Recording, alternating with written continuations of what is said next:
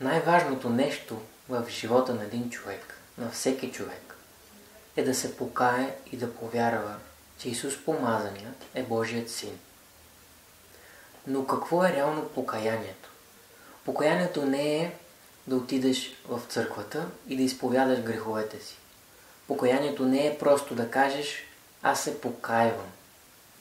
То трябва да е вътрешно. Покаянието трябва да дойде от сърце. Ти трябва да кажеш: Боже, съжалявам. Съжалявам, че до вчера бях грешник. Съжалявам за всичките си зли дела. От днес нататъка няма повече да ги върша.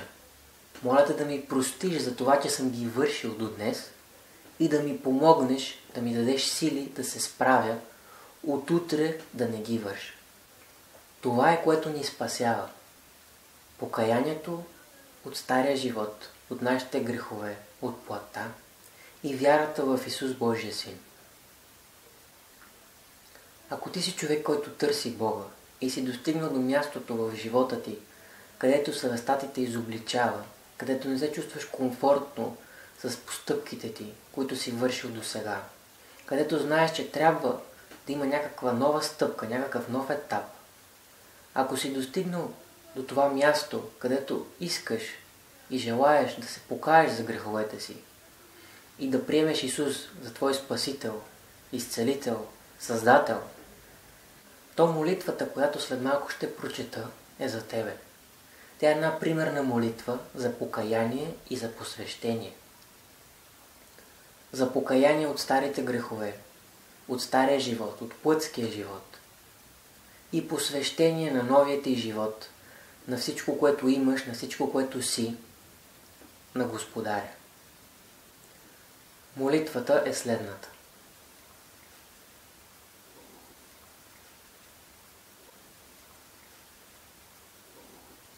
Кажи на Бога на глас следните думи. Всемогъщи Боже, който си създал всичко, който си говорил в старо време чрез пророците си, а след това чрез Твой единствен Син, Исус Помазания, и след това чрез Твоите пратеници. Разбирам и осъзнавам, че съм отделен от Теб поради греха, злото, което живее в плътта ми, в моето сърце, ум, мисли. Разбирам, че волята ми винаги е била да угаждам на себе си. Покайвам се. Отказвам се и се отричам от греха, злото, тъмнината, в която до днес съм живял.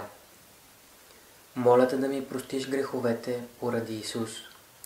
Поради това, че Той умря за моите грехове и възкръсна. И аз го вярвам от цялото си сърце. Вярвам в Тебе. Вярвам в Твоето Слово, Библията. И заявявам, че ще живея живот угоден на Тебе.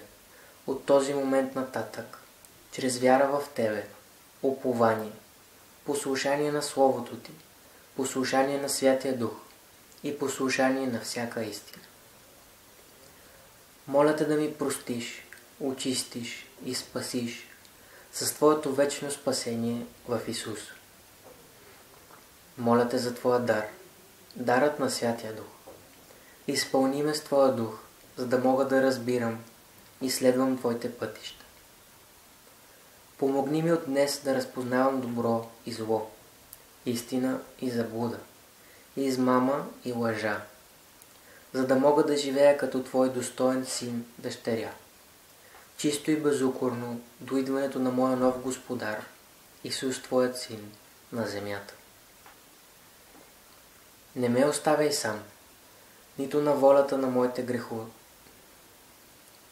Не ме оставяй сам, нито на волята на моите врагове, нито на Сатана, който иска да поглъби душата.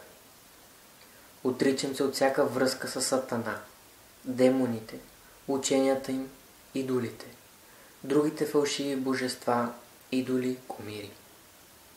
Само Ти си Бог от сега и до века завинаги. Освободи ме от всеки демон, който съм допуснал да живее в мен и ме е тровил с мислите си, внушенията си, ученията си досега. Освободи ме в името на Исус от всеки от тях.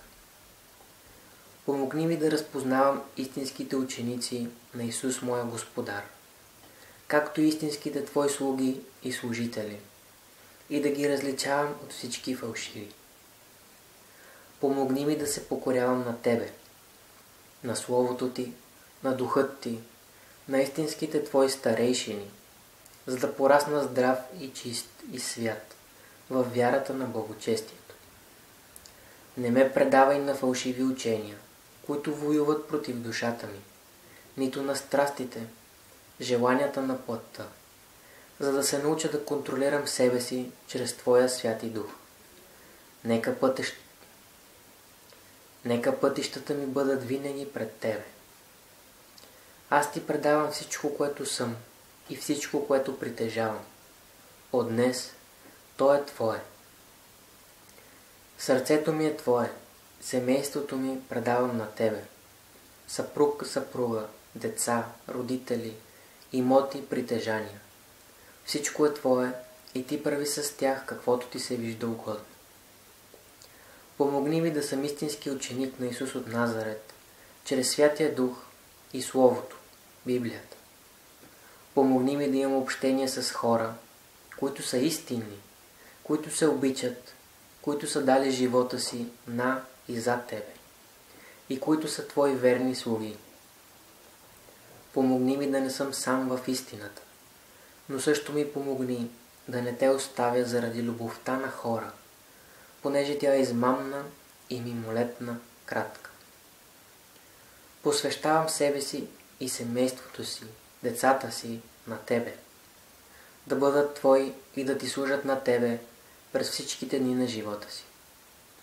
Помогни ми да разбирам Твоята воля за мен и за всички мои, за моите деца и семейство, за да я пазя, да я върша, изпълнявам и да помагам на останалите да я вършат. Не ми позволявай, Боже, да се отклонявам от пътя Ти на вяра, святост и благочестие, но Те моля винаги да ме връщаш в Твоя път, понеже няма друг път.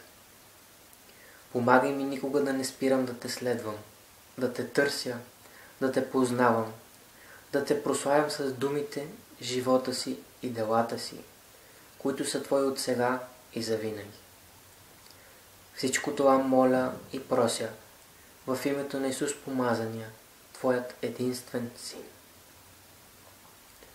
Всичко това моля и прося в името на Исус Помазания, Твоят единствен Син. Това е една молитва за ученичество.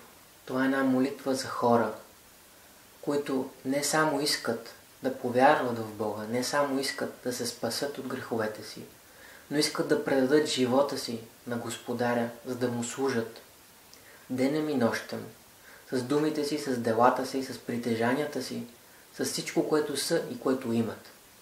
Защото това е, което изисква от нас Библията. Това е истинското християнство, да бъдеш ученик на Исус.